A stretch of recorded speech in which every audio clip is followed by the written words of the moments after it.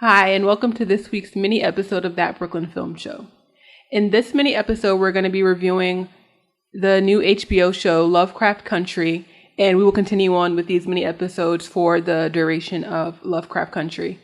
So now I'm going to hand it over to Jabari, and he's going to explain a little bit of what Lovecraft Country is about. And so a quick summary is Atticus Black is the main character. He joins his friend Letitia and his uncle George to embark on a road trip across 1950s Jim Crow in America in search of his missing father. The first episode, you really get introduced to the main character. Like I mentioned, Atticus, his friend Letitia, and his uncle George. And you kind of learn about who they are, the fact that Atticus is a war vet. Letitia, she seems like she's a pro-black movement kind of person. His uncle George is writing this fictional version of the Green Book, which was like a safe guide for travel for Negroes in Jim Crow America. Yeah. Or black people, but they said Negroes in the show, so that's why I said Negroes. I call black people Negroes. Right. Just bring back the 1950s. So Jabari, what were your overall thoughts on the show? So I will say or that episode. Yeah, the whole show. No, I think this episode was really good, and I think what it did best was one, it established the world really well, and it established the characters. Because watching it, I actually was like, you don't really see a lot of shows about black people from like the 1950s that kind of feels good. Because like in the beginning of the show, they were like dancing and celebrating, and it's like you don't get this a lot. Like with the 1950s, you get a lot of like the racism and how we struggled, and I kind of appreciated to see that aspect of the show. Like, oh, this community is, when it's like when you don't have the white people involved, they have a good time, and I actually appreciate seeing that because you don't really see that much in TV shows. And I think they did a good job establishing the community that they came up in, and that things aren't easy, but it's a pretty tight knit community. And also they established the main character, who is kind of like a nerdy black guy, which you don't get a lot in protagonist roles. Usually it's like the tough black guy or the more heroic figures, but this guy's like a book nerd, and I kind of appreciate that about him. And then it was like all the other characters are like that too. Like the uncle was kind of a nerd too. He was quoting books and whatnot. The uncle's niece was a comic book artist and a writer. The mother's looking at stars through his telescope. And it's just an interesting character type you don't really see, which is like the black science nerd who is like also able to be the hero as well, because he was in the military. He knew how to shoot. And there was a bunch of other things that I liked about him. So I think they established the characters well. The character dynamics is really good between him, the woman, and the uncle. And even the other people, like those two sisters, had a really good dynamic. It's just everything worked well. I don't think there was like a single thing I could go like, oh yeah, that didn't work. I wanted to see more of everything. Like I want to see more of the world, more of the story, more of the characters. Yeah, just everything.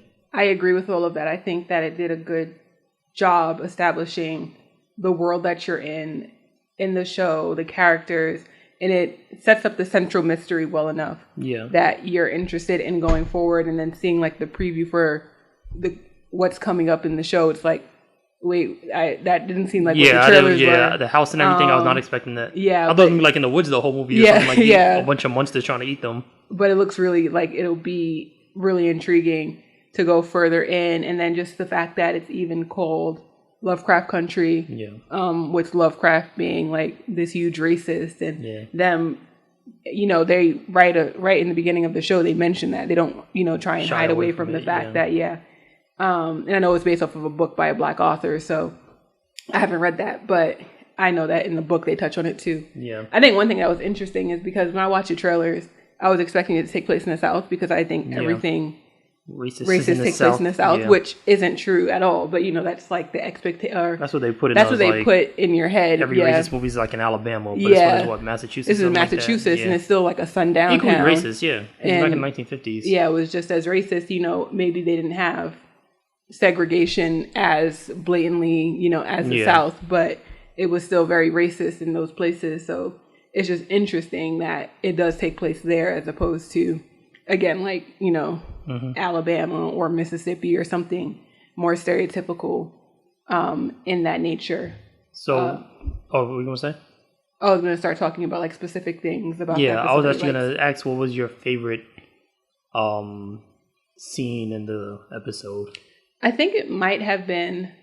There's like a couple of scenes that I really like. One of them was the playing James Baldwin, which I know is kind of on the nose, but yeah, I think they did a really good job of using his speech and then showing the, you know, segregation, and that speech is like one of his more, or it wasn't even a speech, it was a debate. The debate. It was basically a speech though. Yeah. How he just went off. It was one of his, I think, more famous debates. Yeah. So the way they used that, and then there was like a scene where they were pulling away from, I believe, the gas station after the white people were taunting them, and it showed like an Aunt Jemima billboard. I think it's just like so interesting because, you know, the whole thing with Aunt Jemima was going on like a month ago. So it's like the show was, She done, right? Yeah, they were like, no, because it's based off of a mammy stereotype. But this whole show was filmed probably over a year ago, and it had that scene in it presumptively before this whole thing happened. So it's kind of like, okay, so this is a well-known stereotype that has been going on for a long time, and it kind of just slid through and was able to evolve without really delving into the history of, you know, why it existed. So I thought that was an interesting thing to see.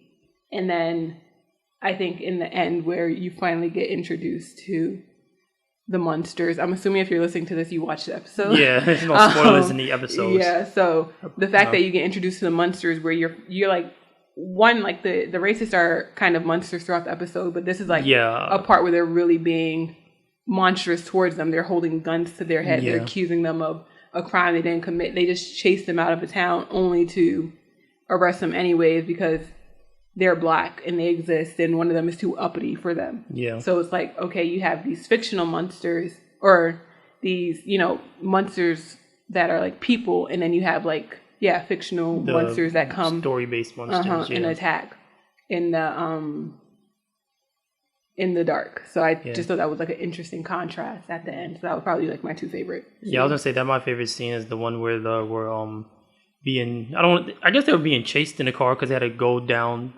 out of the county because it's a Sundown county before that, and I feel like that was kind of like the whole the cops are the monsters. Like, this man is hunting them down, and they're like, oh, give me the gun because this man might try to kill us because we're in the town at the wrong time. And it's like they were monsters to black people in the same way the monsters were, because so the monsters came and killed the cops, and then they were about to do the same to the black people. So it's like the black people have to deal with two monsters, which is the white people and the actual cops. Real monsters.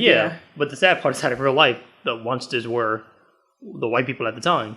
So it's kind of an interesting like dichotomy of like the two faces of what a monster is. Because you have the fictional ones which seem scarier, but then you have to remember like what was going on with the cops was the real monster for them. Not even what still goes on. Yeah, what still goes on.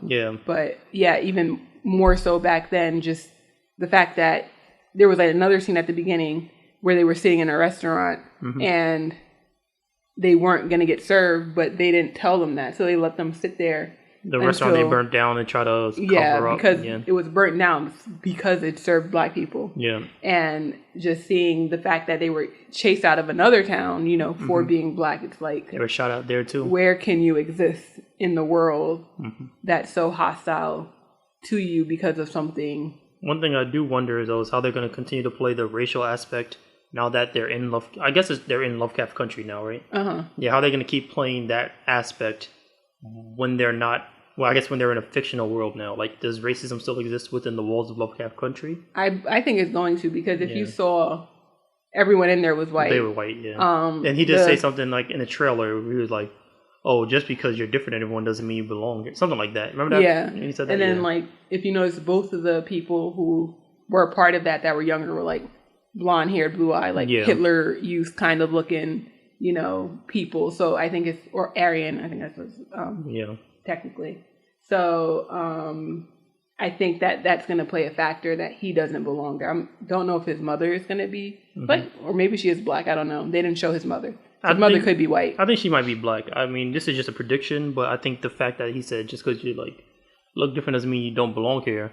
It's going to show that the mother was involved in something in the past, but she's still black. Because they showed a woman in the trailer like back in the day. No, that was the uncle's wife. That was with the headgear and stuff about to fight. Oh, yeah. Okay. They just showed a lot. They showed a lot, so it could be hard to like. I'm going in blind, so I really don't know. Dissect. I know some people do these, and they won't even watch the preview for next week. I'm not doing that. Yeah, I'll watch the preview. Won't even watch previews for the next or upcoming episodes. Yeah. But it looks interesting because it looks like they're gonna go back to Chicago. Like I don't know if they're gonna go back to Chicago, but the storyline is gonna follow back to Chicago because it showed the sister of the female lead, Letitia. It showed her sister trying to get that department store job in the trailer. So I'm like, okay, are we gonna visit with the people who are existing outside of the this core group as well, and then stay with this core group? Because I wonder if they're gonna stay in this one location for the whole season. Yeah, because Lovecraft Country. That's what I was trying to figure out too. A mansion. Yeah. That they had found. So because they had like they showed them like in a lot of different environments. Like one they're underground and like. Standing on a ledge like Indiana Jones. The next they're in a field. One scene's in the desert. It's like I honestly don't know where this show is gonna go. Yeah, I'm just along for the ride right now. Yeah, but I think that racism is gonna continue to be a factor throughout the show. Yeah. But no, it was definitely a great first episode. I personally don't have any complaints at all with it. Like I think it was well shot, well acted. The editing was amazing. Literally it hit every story beat. Like. It established the world for enough time. It didn't get boring. Then it left Chicago and established the characters. Did not get boring. And then it got to Lovecraft County just in time. And I felt like it didn't leave you on a cliffhanger in a way where you're like, oh my God, that's so cheap. It felt kind of like, it felt earned because they give you a lot of story to get in the world to get there. Yeah, so it's like, I personally think it hit a lot of beats and I would, just like pretty much a perfect pilot. Like you don't get that a lot, but I think it was pretty much a perfect pilot. I agree. And it left like threads of storyline for you to kind of want to follow through with throughout the episode. And I felt like it didn't just like dangle things there and then leave it.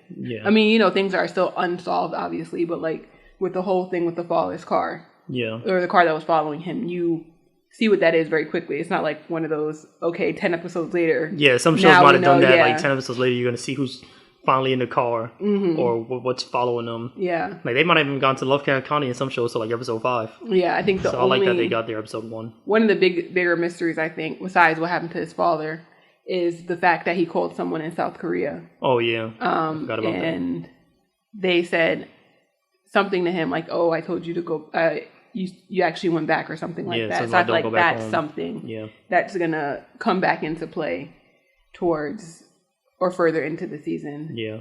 But I think overall, like you said, it was pretty much a perfect pilot and it left you at the end, again, not feeling like it's a cheap cliffhanger, but at the same time wanting more of the show. Yeah. Yeah. I was going to ask for predictions, but maybe you have predictions. I don't have any because I need at least one more episode to kind of tie a few threads before I'm able to make any predictions. My only prediction is that Uncle George at some point. Oh, yeah. Uncle George is a goner. Yeah. Because he just said, like, oh, I'm going to see you again to my family. Or to his wife, like, oh, let's travel together next time. So it just felt like, things you say when there's not going to be a next time with your family. Exactly. That's invited his wife onto the trip. Yeah. That's not happening. That's why she put the phone down and started crying. I was like, dang, he really did this. That's my only prediction that I could think of. Or maybe that he's going to bring down the Lovecraft Country place. I don't know. I really don't have any predictions. Yeah, like I said, I need one more episode to kind of even get an idea. Like, I just know the first episode they were trying to find Lovecraft Country. I don't know what Lovecraft Country is. I don't know anything about it. It's in Arden, Massachusetts. It's a what? Arden, Massachusetts. No, I know where it is. I just don't know what it is. Like, is it a cult? Is it things from Lovecraft's book in one area? I don't know. I have zero idea. So I'm along for the ride and see what they bring in the next episode. Then I'll be able to make a little bit more predictions. Yeah, I agree. And that was our review for episode 1 of Lovecraft Country. Look for our full episode this Wednesday. Be sure to leave a review, subscribe anywhere you can. Thank you. Bye.